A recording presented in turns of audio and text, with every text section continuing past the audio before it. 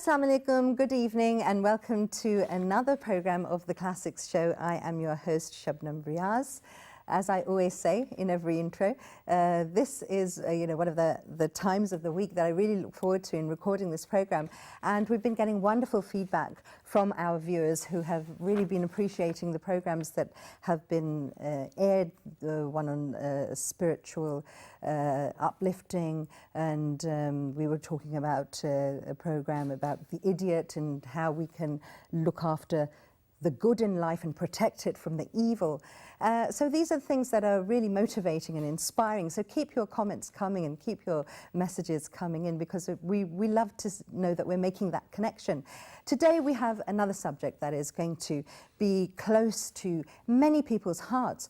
And what we're going to talk about today is the great writer Saadat Hasan Manto. Of course, that name brings with it a lot of controversy, a lot of limelight, a lot of publicity, and for many people he means a lot because he was a writer, a playwright, an author, and he was considered among one of the greatest short story writers in South Asia. So to talk about today's really interesting topic, we have with us an expert, Mr. Hasnan Nazish, who is a short story writer himself, a travelogue writer, academician, a writer of book reviews, and also a columnist. Thank you very much, Mr. Nazish, for joining us here today in the studios. Thank you very much for inviting me, and thank you for opening the doors of Manto for your English audience. Of course, Right. Thank you. Likewise. Thank you for being here. Now, what we're trying to do in this program is, of course, get people who aren't familiar. Because music, arts, literature, the classics, they're there for everyone. When these things are in different languages, they're translated so that everybody can enjoy from this.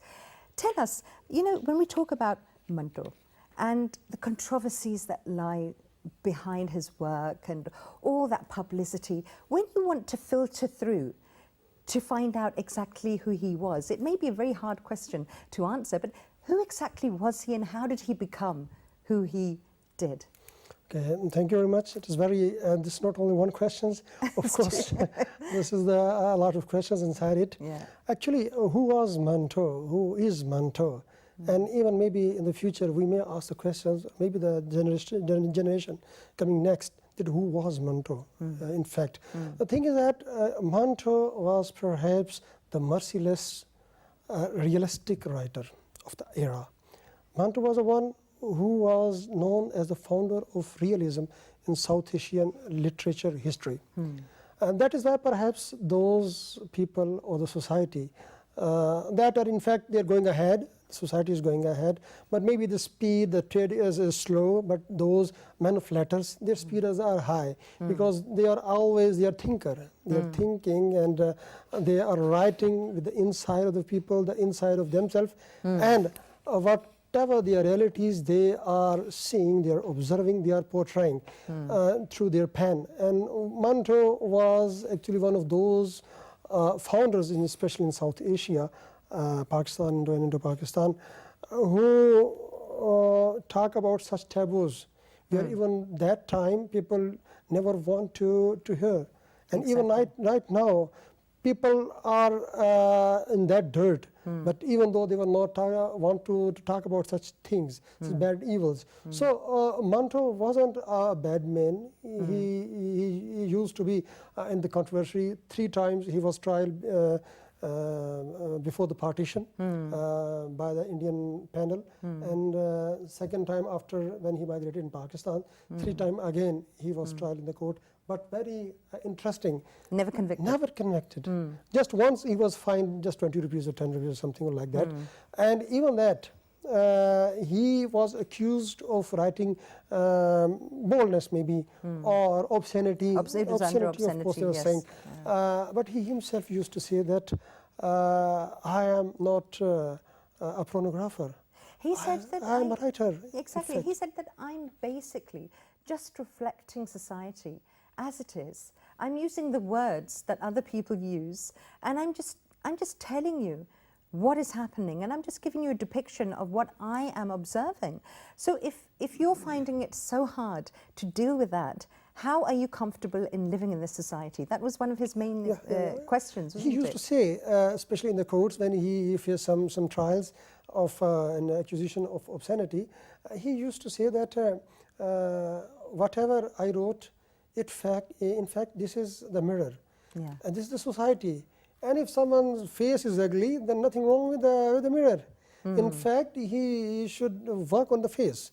Exactly. This is the one thing. The other thing is that he was saying that those bazaars, those markets, and those people who were my characters, my plots, and even people are love to visit those women. People love to go to such bazaars. But if someone is writing, then why it is an evil? Why it is so bad? So if you are hating me, please don't hate me or my short stories. Hate the society, because I am just telling you the reality. It was a case of shoot the messenger, sort of, wasn't it?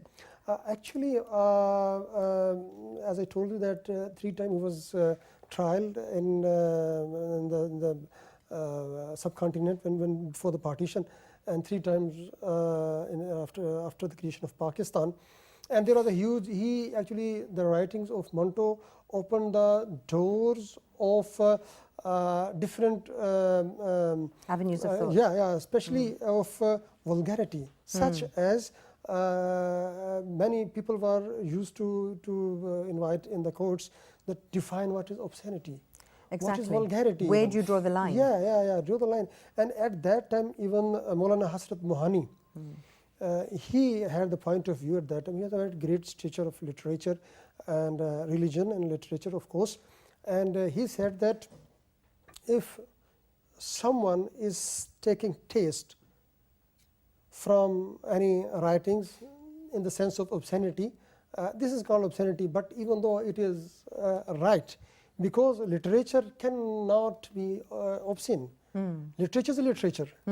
So even you can't chain it into that was a part of life, especially the men of letters, right from Wali Dakkani to even Maulana Jalaluddin Rumi till Iqbal and till Ahmad Faraz, till Faiz Ahmad Faiz. Everyone had to face different sort of allegations, baseless, of course, because the people who do not understand the literature and the in-depth of the literature, and especially in the case of Manto, when people, society was not educated, as I told you earlier. And the second thing was that people do not want to see what the dirt is around them. Exactly. They were just closing their eyes and they were just plugging their doors and just want to avoid it. Yeah, avoid it. So even if it's in front of you. So then he was basically working on the hypocritical aspects of society, which unfortunately are quite embedded in this part of the world, because so many people are not comfortable with who they actually are. Oh, of course you are right that we are the third world countries. They were a society of dualistic society, in fact, Hippocratic society, and especially that era of 1930s and then the 1940s, when there was a lot of political and social uplifting, and it was yawning from under the domination of the British India, and there was a way of freedom that was looking inside.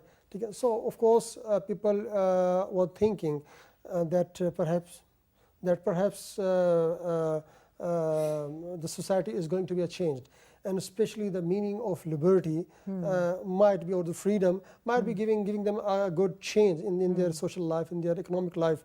So that was one of the times. So he was very fortunate enough as well in this time that he got a very good time to write on such things. Although he lived just 43 years, he faced so many failures, but even though he was he was a force to be reckoned with. Yeah. We will talk about his failures as well. Tell us about his early life, how that shaped him into becoming who he was. Who were his influences? Thank you. When he actually, there was a contradiction about his date of birth. Some were saying 1912 or 1913, but many of them, they were saying that 1913 was okay, or maybe 1912. 1912, and he was actually, his father had 2 marriages, and he was living with the second wife, and there was a great age difference of Sadat Hasan Manto and his father, and his step brothers, they were studying in England at that time. when he was in Amritsar, Amritsar, sorry. And then he had to got early education from the nearby school, and then he went to the Muslim school in Amritsar, where he was failed because he was the science student, as his elder brothers were. So he was failed once, and then he again tried and again failed, and even thrice he failed his matric. Matriculation examination, and then he changed his subjects and went to the art subject, and in 1931 he passed his matriculation examination. But very interesting, again he was failing Urdu paper. That is extremely interesting. Yeah, Imagine the subject and the medium of language in which he would excel in and gather fame. He actually wasn't able to pass that subject, which again, leads you to think, because Einstein was also along the same lines when his teacher sent home a note with him to give to his mother, and it said that he academically he doesn't stand anywhere, and it's going to be really, really hard for him to achieve anything. And I read something, I don't know if it's true or not, because nowadays you can't really trust everything that you see on social media. I read a story where somebody, it was written that the note that was sent home from the teacher with Einstein that he gave to his mother, he couldn't read at that time or something, or he didn't see the note. He asked her what was in the note, and she actually said to him that your teacher is saying that you're going to achieve great things, or something to that effect. So she gave him that sense of worth, which in fact made him the successful person that he was. I really don't know how, the authenticity behind that. But then exactly that again, to have people to believe in you. Who were his supporting figures, Manto's supporting figures at his time, when, the crucial time when he started to write? Especially when we were talking about his early early school time, and when he got failure in 2 or 3 times in matriculation examination. But that failure that led him to read about the literature of the world. Right. Even though he was failed in matric, but at that time even the level of English was so good that people like Manto, the young Manto, he started reading of the Russian literature, especially Gorky and Tolstoy. And he was very fortunate enough at that time that after his matriculation, he met with Abdul Bari Aleg, and he became the source of inspiration for Manto, and even his letters to Uncle Sam and his letters to Pandit Jawaharlal Nehru and some other writings of Manto, he gave all this credit to his mentor, Bari Aleg. And even he not only inspired him, not only gave him the right path, but he also gave him some job. And from that he wrote for even his livelihood. And until end, even though after so many times, and they used to meet. Although that was the first meeting was of about 6 months only in the Amritsar, when he joined Musawat as a sub-editor or doing writing something. And he was very interesting for your audience that first of all he wrote about film review. Once he was sitting in the office of Bari Aleg, and he saw a film pass. And he talked about, Bari, will you go, sir, to watch this movie? Aleg said, no, I'm not interested in movies. If you want to go, yes, please go. He was fond of watching movies. He said, oh, but with this condition that you will write a review of the film by the next day.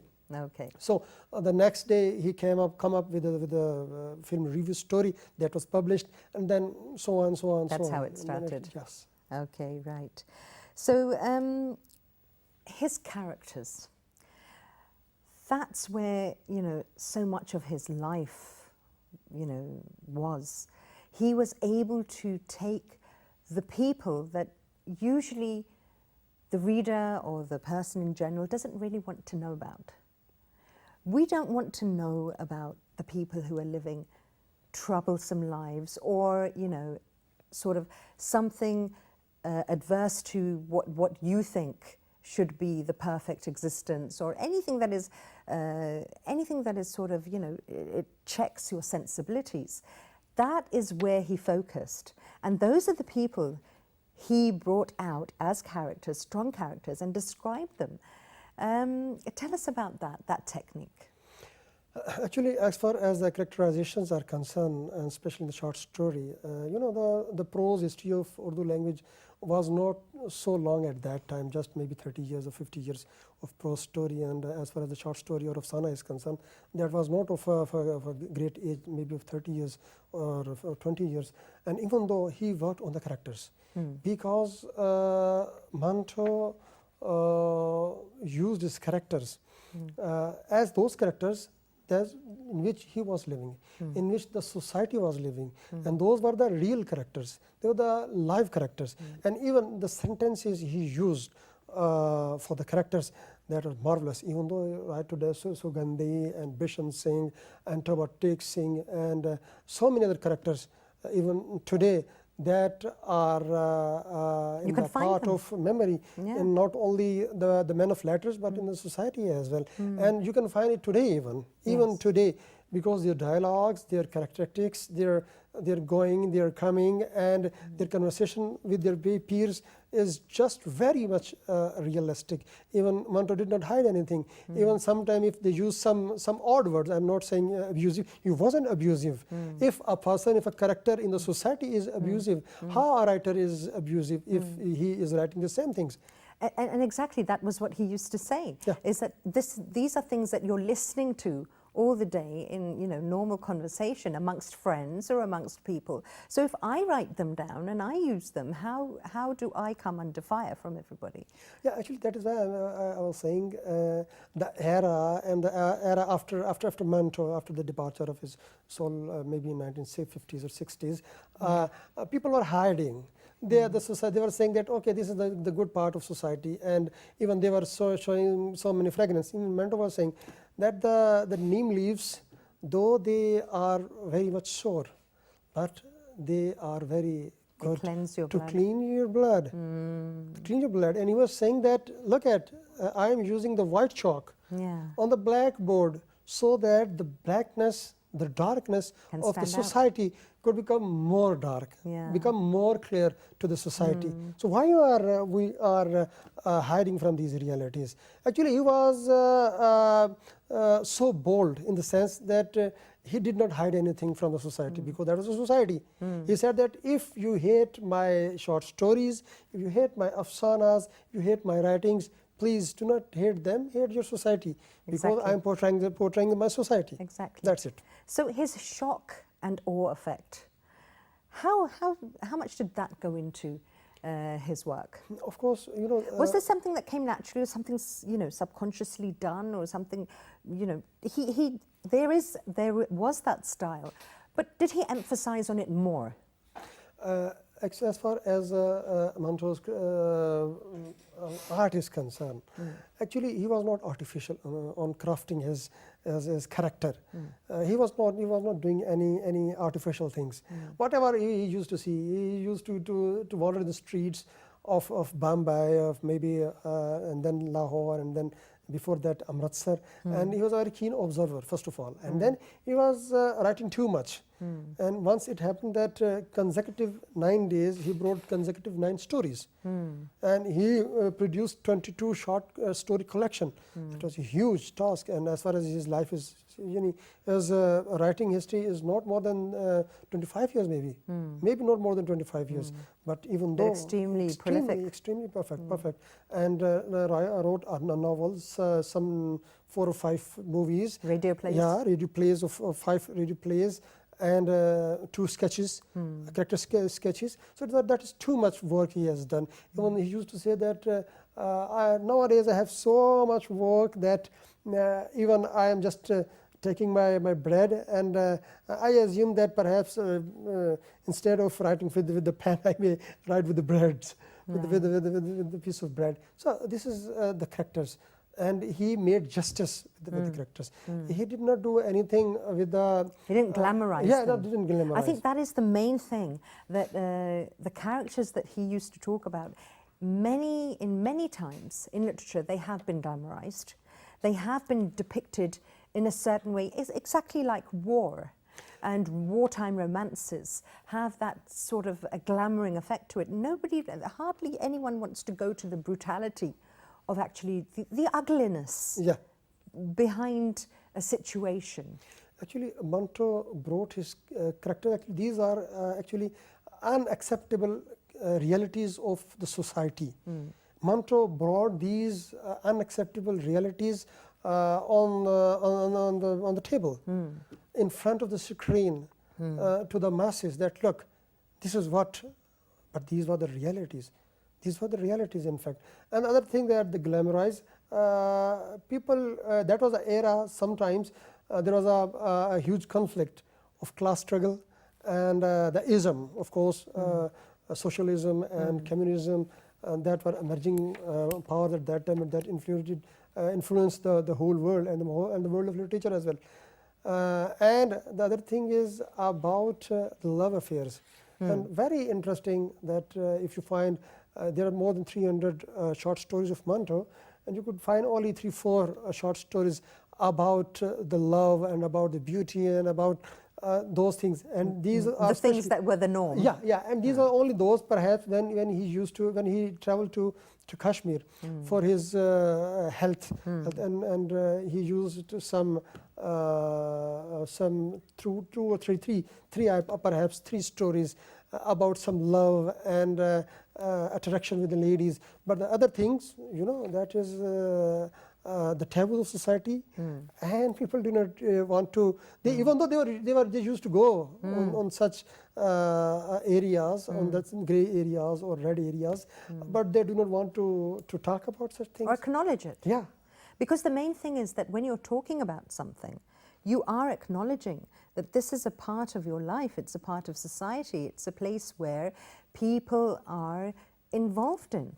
So how successful was Manto in getting people to think, in getting people to accept the ills that were there and wanting to do something about it? First of all, whatever came from the pen of Manto was deprivation, disappointment, not only his personal, because he had to work hard for even his livelihood. He used to get 25 rupees for writing one short story, and he was giving 10 rupees for purchasing a specific liquid, specific syrup, and 10 rupees he used to give to his wife Safia Appa to run the kitchen, and the 5 rupees he was giving to Tanga, where he used to go from his office to his house.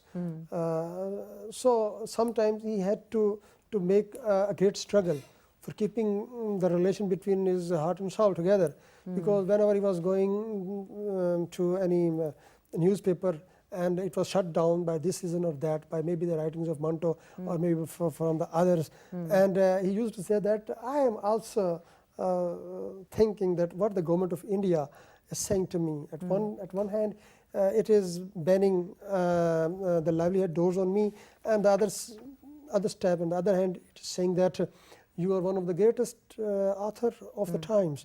So these things, of course, produced the quality work of Manto. Right. Even though the Urdu language and even the Afsana, short story, cannot be avoid from the writings of Manto. And right now, from today, even I am telling you an example from one of mine, my first anthology of collection of short stories, First Flight, Pehli Udan. Even two of the Afsanas were titled as these are very much resembling than those of Manto's Afsana. Okay. That was not, intentionally I did or I wrote regarding Manto's, but Manto is in the conscious and in subconscious of the writers. Yes. Even right now, not only in Pakistan but India as well.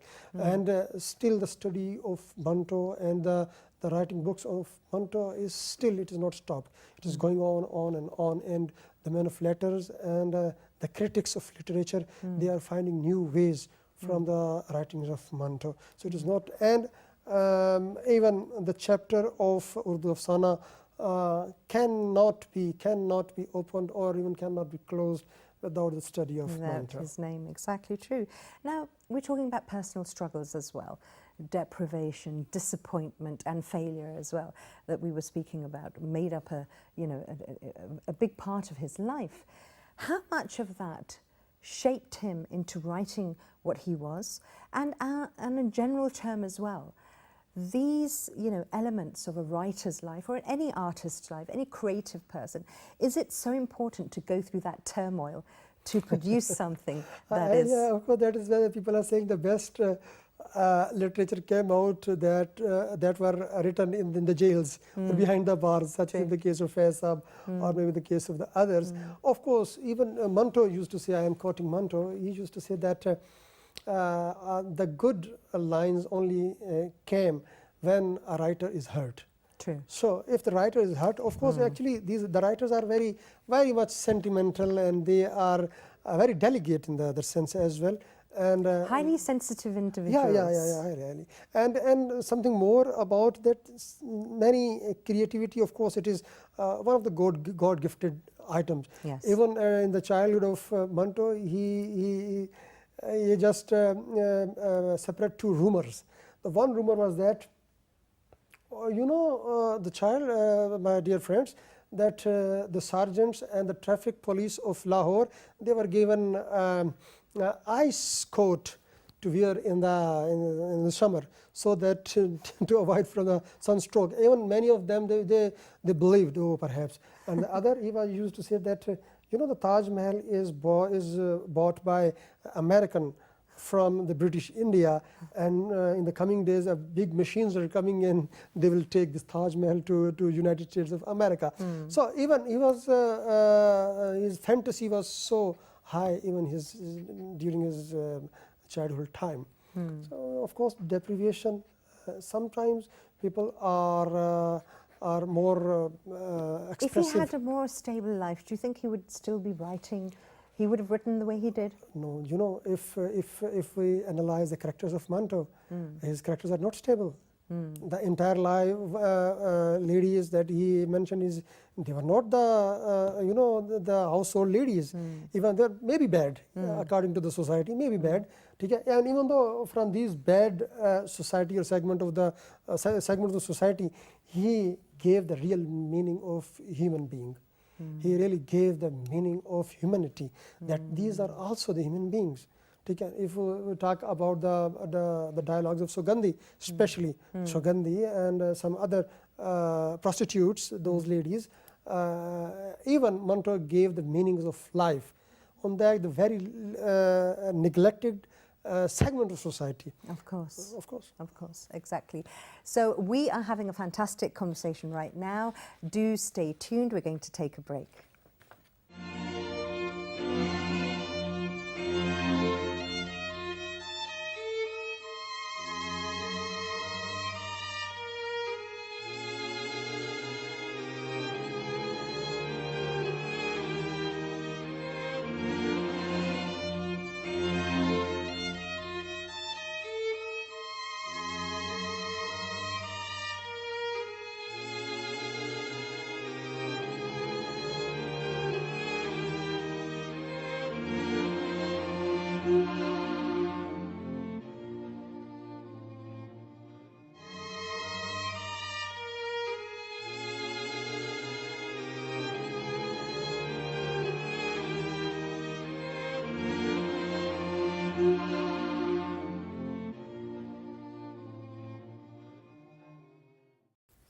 Okay, welcome back. Well, we're having a great time speaking about the great short story writer Saadat Hasan Manto. And before, we were going for the break, what I wanted to talk about right now is that the interaction that Manto had in Lahore with other literary intellectuals, our famous names, how much that, shaped his work, and also the lack of such places where literary intellectuals can get together, famous names, and not only help those who are already writing, but those aspiring writers or those fascinated with literature. Of course, when Manto migrated in 1948, and he was settled in Lahore until his death in 1955. Park Tea House, of course, we know that one of the very progressive place where the writers, the poets, intellectuals, and columnists, and even those who were writing with anything dealing with the pen. The hub of yeah, literary that was the hub activity. of activities, and there was no external influence on whatever. There was a discussion that was going on over there, Exactly. and people used to gather at the great people of that time, such as Faiz Ahmad Faiz, Ahmad Adim Qasmi, Sadat Hassan Manto, and so on, even Ishfaq Saab, and whomsoever was a writer, in fact. Park Tea House was a hub, in fact, and that was origin. And people used to come there, and they were exchanging their views about the literature. And that was very fortunate time. Then there was no such barriers on literature. There was no differences among the different writing and literature circles. People were used to sit together, they were exchanging their views, and they were not accepting any foreign domination, external domination, even when there was a civilian government or the military government. In both the cases, no one was influenced, and places such as Park Tea House that enriched the literature history of Pakistan, I would rather say, and that carried our literary societies and literary high achievements for decades. Unfortunately, right now it is not active. We came to know that it is restored right now, but it was closed due to some economic things and some other things. But such places are very important, where the manipulators, they should come together and they should exchange their views. Right now, although there are right now in Pakistan many literary societies, yes. of course, and but we need that sort of a centrally figure, don't we? We need a place where, especially I would say for our youngsters, because the climate of book reading, as we know, unfortunately, not just for Pakistan, but worldwide, it is something that is facing a decline. Here, how many people do we know who we are interacting with, especially youngsters, who have consciously wanted to go out and buy a book for the sake of reading literature? This is something that we have to revive. One, Halka Arbab-e-Zauq, it is right now one of the biggest literary society of Pakistan, and it has roots in different, at least in the major cities of Pakistan, such as Lahore, Islamabad, Karachi, Peshawar, and some other cities as well. But as far as the other societies are concerned, they have some different labels. These are the right wing, these are the left wing, they are the progressive, they are the thatism, they are bearing the this one legacy and that one legacy. So they have the labels, unfortunately. And as far as we are talking about the Park Tea House, it had no label at all. Even that time, even right now, I came to know that in Lahore, right now the sessions are going on, and people again, that revival had started right now. But such societies, such hub centers should be built in different cities, at least at the provincial capitals, at the federal capital, so that the thinkers, the intellectuals, where they should sit together. We should give them a conducive environment. Absolutely. So that the ideas could be generated, could be exchanged, and could be refined.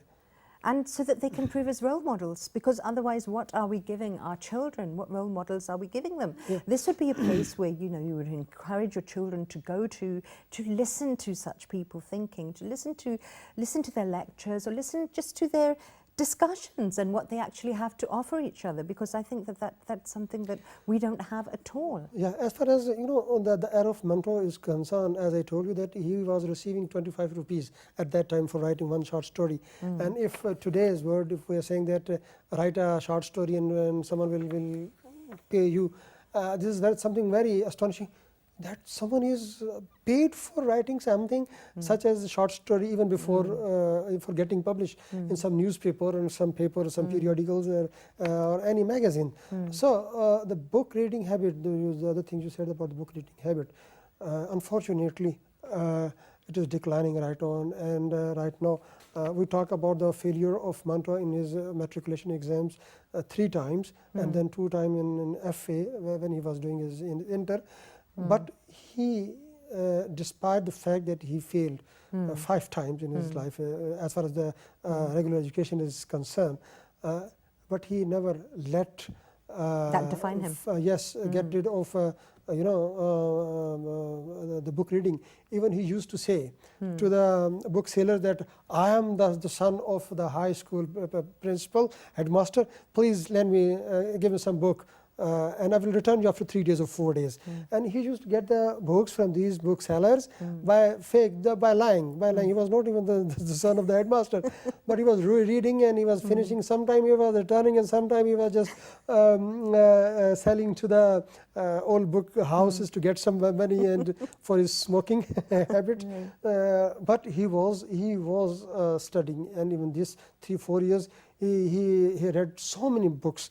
He read maybe the entire Tolstoy, the Maxim Gorky, and Chekhov, the Russian authors, and then the French as well. The French as well. Why he was fond of book reading.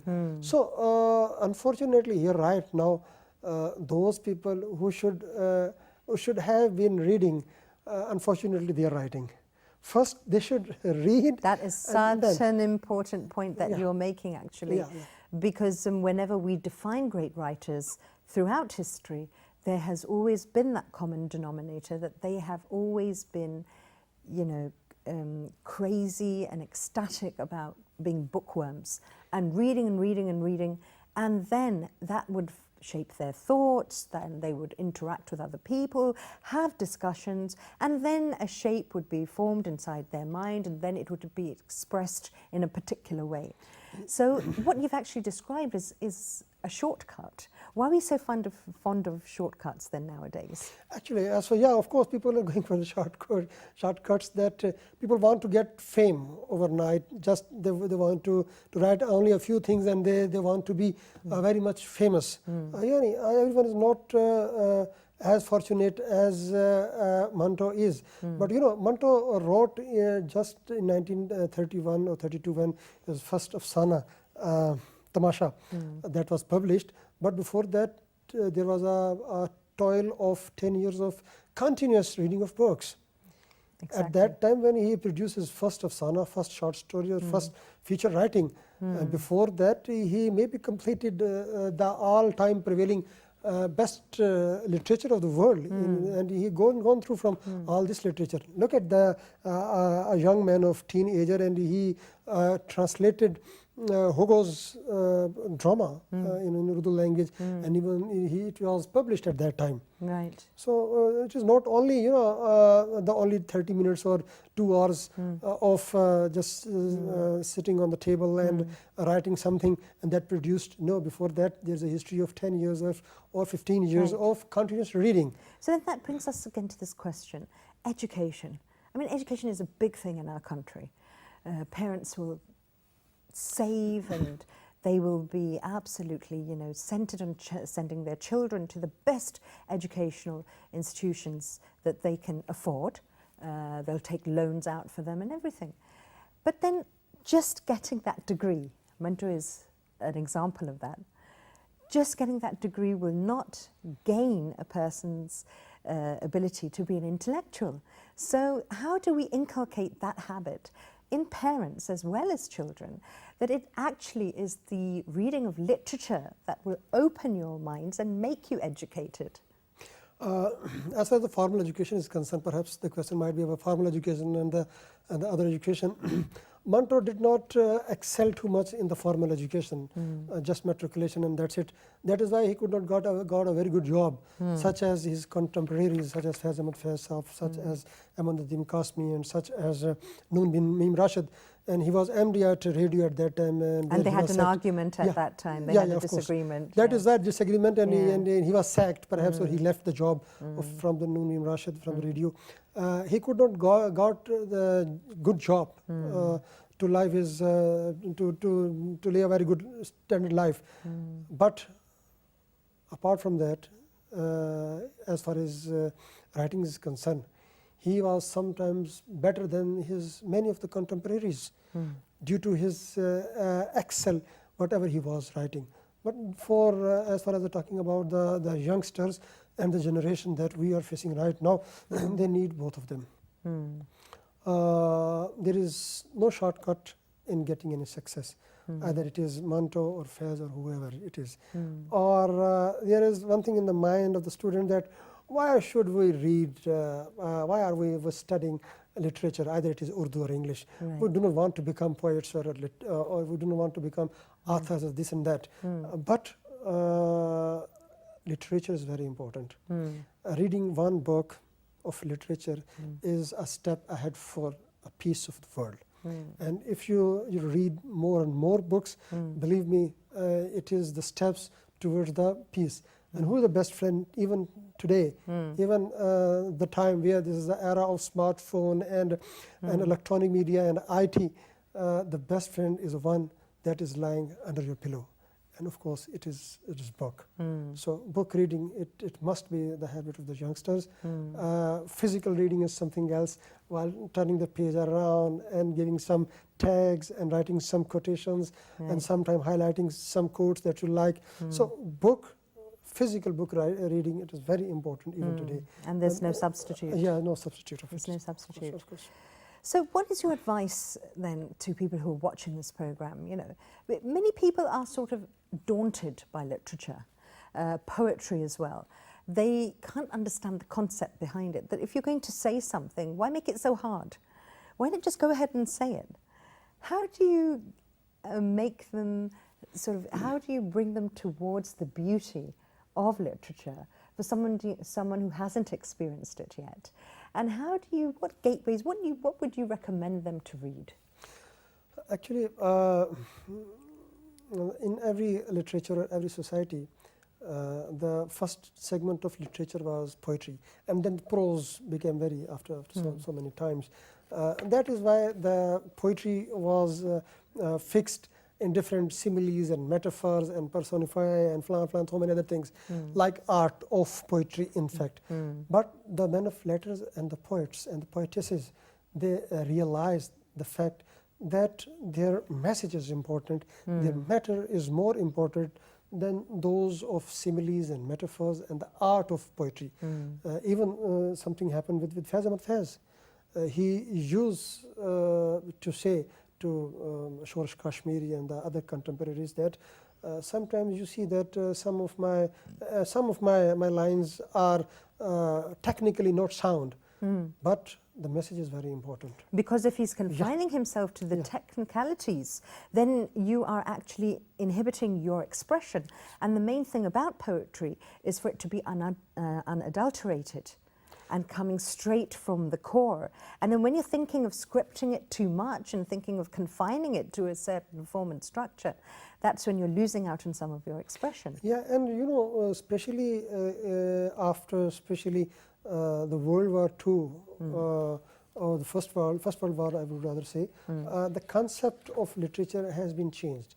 So many other things, the realism came in the literature, and taboos that were never been heard or never been talked about, even that are included. And the topics and the canvas of literature is so vast right now that even people from sciences, they could get even from the odes and from the poems of Mirza Ghalib, that he wrote something about atom as well, about the molecules as well. And even they want to do something from the music, they want to conceive something, they could find from Maulana Jalaluddin Rumi. Yes. And from Umar Khayyam. You know, Umar Khayyam, he was the greatest mathematician of his times.